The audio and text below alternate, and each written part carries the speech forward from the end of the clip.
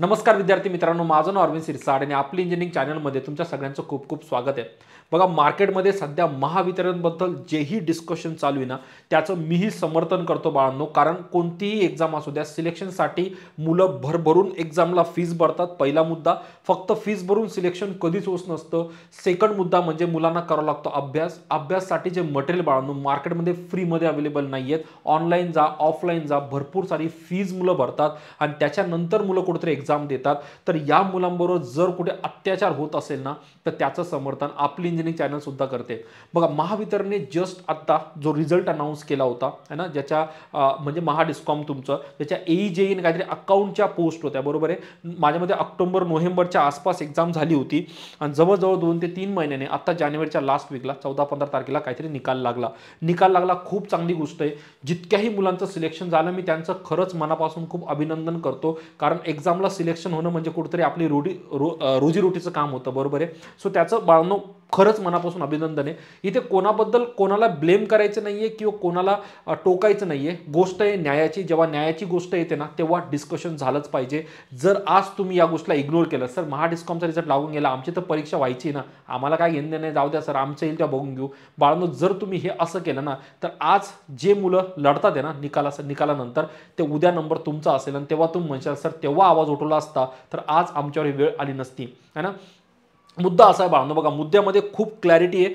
जेव्हाही कोणताही निकाल अनाउन्स होतो, जसं महावितरण निकाल अनाउन्स केला, सर्वात महत्त्वाची गोष्ट जो मुलांचा हक्क सुद्धा आहे की आम्हाला मार्क्स किती पडले, बरोबर आहे ना। तर यावेळेस महावितरणने जो निकाल लावला, कोणाचेही मार्क्स डिस्प्ले केले नाही, डायरेक्ट त्या लोकांनी लिस्ट लावून दिली, बरोबर आहे। तर मुलांना त्यांचे मार्क्स कळायला हवे। अखेर त्यांनाही हक्क आहे की, कारण मुलं एक्झामून जेव्हा येतात तेव्हा त्यांचाही कॅल्क्युलेटेड स्कोर असतो, सर आम्हाला 90, 95, 100 स्कोर येतो आहे, राईट आहे। आता भरपूर मुलांचे कॉल आम्हाला येत आहे, सर आम्ही आमचा स्कोर काढला होता, 90-95 येत होता, मग असा कट ऑफ किती लागला की आमचं लिस्टमध्ये नावच नाही आहे। मुद्दा एकदम बरोबर आणो, कारण प्रत्येकाला त्याचा स्वतःचे एक्झाम दिलेली, कारण एक्झाम फुकट दिली नाही आहे, फीज भरून ते मुलं एक्झामला गेले होते, तर त्यांचा परिपूर्ण हक्क आहे की आम्हाला एक्झामला स्कोर किती मिळाला, पहिला मुद्दा।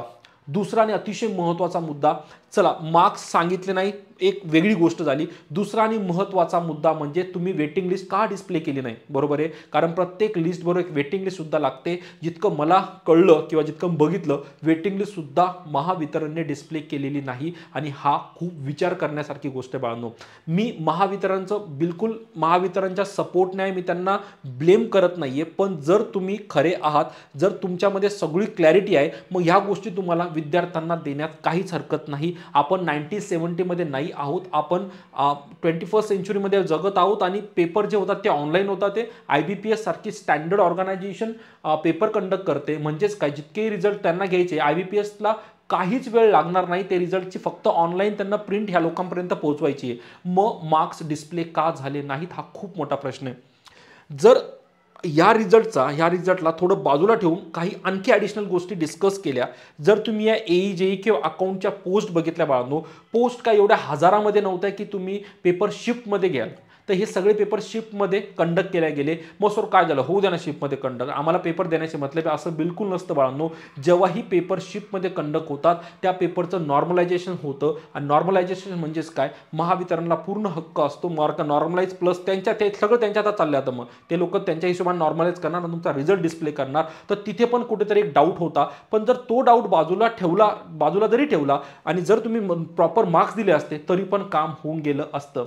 आता ऑलरेडी सगळं झालंय, पण ह्या गोष्टीवर आवाज उचलणं खूप जरुरी आहे। महावितरणपर्यंत ह्या गोष्टी बाळांनो आपल्यालाच पोहोचावं लागेल, कोणी येऊन तुमचं काम करणार नाही। त्यासाठी हा व्हिडिओ जितका जमेल तितका शेअर करा, सगळ्यांना कळू द्या की आम्हाला आमचे मार्क्स जाणून घेण्याचा पूर्ण हक्क आहे। उद्या तुम्ही एक्झाम देणार, बरोबर आहे।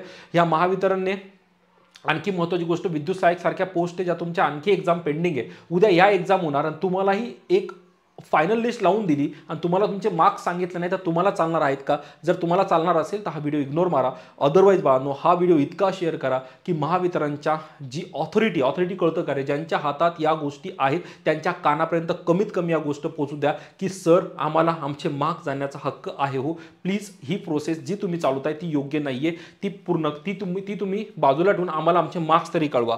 सगळ्यात मोठा क्वेश्चन मार्क मला हा जाणवतो बाळांनो, की जेव्हा महावितरणची AEJची पोस्ट आली होती, तुम्हाला सगळ्यांना माहिती, छत्रपती संभाजीनगरच्या कोर्टामध्ये गेटसाठी आपण कोर्टात केस याचिका जाहीर केली होती की गेट नकोय, है ना. त्या लोक बोलले होते की गेटच्या आसपर्यंतला आम्ही 10% मार्क्स ॲडिशनल देऊ, जे पण असेल ते. मग निकाल आणखी जाहीर झालाच नाही. मग हा रिझल्ट कोणत्या बेसिसवर लावला? तिकडे जर सगळं पेंडिंग होतं कोर्टामध्ये, तर कमीत कमी तुम्ही कोर्टाचा तरी विचार करून थोडासा पेंडिंग ठेवून किंवा कोर्टाचे काही आदेश घेऊन रिझल्ट लावायला पाहिजे होता. म्हणजे कमीत कमी हे तर कळलं असतं की ज्या मुलांचं सिलेक्शन झालं त्यांना गेटमध्ये किती ॲडिशनल मार्क्स दिले, ही सगळी क्लॅरिटी त्या निकालावर हवी होती. की या मुलाला 150 पैकी एवढा स्कोर पडला, आम्ही 100 पैकी एवढा नॉर्मलाइज केला, प्लस याची गेटच्या स्कोरनुसार एवढे मार्क्स ॲड केले, याचा फायनल स्कोर एवढा आला आणि म्हणून याचं सिलेक्शन झालं. जरी पार्शलिटी दिली असती तर आज मी किंवा बाकीच्या यूट्यूबवर जितकेही लोक समर्थन करतात ते सगळ्यांना मी खूप ॲप्रिशिएट करतो. कारण बघा, टेक्निकल स्टडी आम्ही ज्ञान देत तुम्हाला, सगळी गोष्ट आहे, सगळी योग्य गोष्ट आहे, ज्ञान तर चालूच राहणार, पण त्याचबरोबर सगळ्यात इम्पॉर्टंट जी गोष्ट येते ना, तो आहे बाळांनो न्याय, है ना. फायनली तुम्ही आमच्याकडून शिकता ते किंवा कोणत्या फॅकल्टीकडून शिकता ते एक्झामला सिलेक्शन होण्यासाठी. आणि जर तुमच्यावर अत्याचार होत असेल तर आम्हाला बोलावंच लागेल. आणि मला हे ऐकून खरंच खूप धक्का बसला की अशा फॉर्मॅटमध्ये रिझल्ट अनाऊन्स झाला आहे, हे एकदम शॉकिंग आहे बाळांनो, राईट आहे. आणि जेव्हाही रिझल्ट लागतो बाळांनो, एक गोष्ट लक्षात ठेवा की लगेच डॉक्युमेंट व्हेरिफिकेशन सडनली होत नाही. या लोकांनी 21 तारखेपासून लगेच प्लस डॉक्युमेंट व्हेरिफिकेशन सुद्धा अनाऊन्स केलं नसतं तेव्हा काहीच नाही. आणि तुम्हाला असं चांगली गोष्ट आहे ना, पटापट होऊन जाते बाळांनो, सगळं चांगलं गोष्ट आहे. पण जिथं रिझल्टमध्येच पार्शलिटी नाही आहे तिथं घाई कसली आहे ना. पहिले मुलांना त्यांच्या हक्काचे मार्क्स तरी कळू द्या, राईट आहे. तर ही जी प्रोसेस बाळांनो, जर तुम्ही आज आवाज उचलला नाही तर उद्या तुमच्या बाबतीत पण सेमच होणार.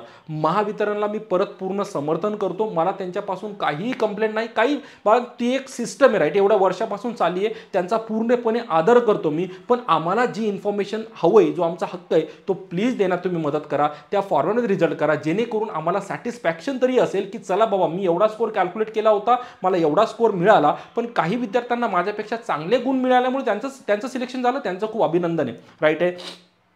तर बाळांनो, ह्या सगळ्या गोष्टी कुठेही पसणाऱ्या नाही. एक तर सर्वात अगोदर गोष्टी, जो शिपमध्ये पेपर कंडक्ट केला तेही पसण्यासारखं नाही. परत ते कुठून काढून पचवूनही घेतलं. जो निकाल लावलाय तो निकाल तर बिलकुल पसण्यासारखा नाही. तुम्ही गेटचं केलं काय ते तरी सांगा. तो निकाल तिकडे लागला नाही, है ना. 10% बद्दल काहीच क्लॅरिटी नाही आहे. आता निकाल येऊन गेला तर प्लीज एक अपडेटेड रिझल्ट लागला तर खूप चांगले. पण आता ते आपल्या हातात नाही, कारण ज्या मुलांचं सिलेक्शन झालं ऑब्व्हियसली ते मुलं बोलतील सर आमचं झालं, आता कशाला तुम्ही रुक्काम बडबड करता ते. पण बाळांनो, इथं क्वेश्चन 1-2 विद्यार्थ्यांचा नाही हो, है ना. सगळे मुलं मेहनत करतात, सगळ्यांना हक्क आहे. तुमचं जर सिलेक्शन तुमच्या स्कोरवर झालं, मी तुमचं अभिनंदन करतोच आहे. पण एक न्यायाचा जेव्हा पॉईंट येतो ना, तेव्हा पार्शलिटी हवी, एक प्रॉपर रिझल्ट हवा, ज्याच्यामध्ये तुम्ही ज्या ज्या गोष्टी स्कोर केले, जितकेही दिले मुलांना, ते प्लीज एक डिस्प्ले करा. वेटिंग लिस्टबद्दल काहीतरी बोला आणि क्लॅरिटी दिल्यानंतरच पुढे जा. कारण ही प्रोसेस आता आम्ही पचवून घेतली तर तुम्ही हीच प्रोसेस पुढे चालू ठेवणार आणि त्याच्यामध्ये कोणत्याही प्रकारची क्लॅरिटी बाळांनो मला तरी दिसत नाहीये. सो प्लीज याच्यासाठी मला तुमच्या सपोर्टची गरज आहे. कारण मी जर तुमच्यासाठी स्टँड घेतो तर तुम्हालाही आमच्यासाठी स्टँड घ्यावं लागेल. हा व्हिडिओ प्लीज जास्तीत जास्त शेअर करा. कमीत कमी माझा किंवा कोणताही यूट्यूबचा एक व्हिडिओ त्या अधिकाऱ्यापर्यंत पोहोचला तर त्या सरांना कमीत कमी एवढं तरी कळेल आपली मागणी काय, राईट आहे. आपली मागणी आपल्यालाच ठेवावी लागणार आहे. त्याच्यानंतरच आपल्याला काहीतरी भेटेल. जर आपण गपचूप अभ्यासच करत राहिलो मग भविष्यात तुमचा हात पकडणारं कोणीच नसेल, राईट आहे. ही लढाई तुमच्या न्यायासाठी, बाकी काहीच नाही, राईट आहे. तर बाळांनो, हे छोटासा माझा व्ह्यू होता, है ना. याच्यावर तुमचं ओपिनियन काय मला प्लीज कमेंटमध्ये कळवा. काही प्लस मायनस चुकलेलं, काही चुकीचं बोलल्या गेलं असेल किंवा कोणाबद्दल रूड वर्ड झाला असेल तर खरंच सॉरी. पण जे न्याय जो है वो है, राईट आहे, ते बोलायचं आहे ना. तर कमेंटमध्ये नक्की कळवा. व्हिडिओ जास्तीत जास्त शेअर करा आणि याच्यावर काहीही पुढे अपडेट आला ना मी तुमच्यापर्यंत नक्की कळवेल, है ना. मी फॉलोअप घेत राहील, है ना, फॉलोअप घेत राहील. काही माझ्याकडून नवीन अपडेट माझ्यापर्यंत पळाला मी परत त्याच्यावर तुमच्यासाठी नक्की व्हिडिओ बनेल, राईट आहे. आय होप व्हिडिओ आवडला असेल आणि तुम्हाला कमीत कमी हे कळलं असेल की मार्केटला चालू काय. जे मुलं झोपलेत किंवा जे मुलं फक्त अभ्यासावर ओरिएंटेड आहे पण मार्केटला काय चालू आहे माहीत नाही ना, तुमच्यापर्यंत ती इन्फॉर्मेशन पोहोचवायची होती, राईट आहे बाळांनो. चला भेटूया नेक्स्ट व्हिडिओमध्ये. तोपर्यंत काळजी घ्या, अभ्यास करत राहा आणि स्वतःच्या न्यायाबाबतीत स्टँड घ्यायला कधीच मागे पुढे पाहू नका. बाय.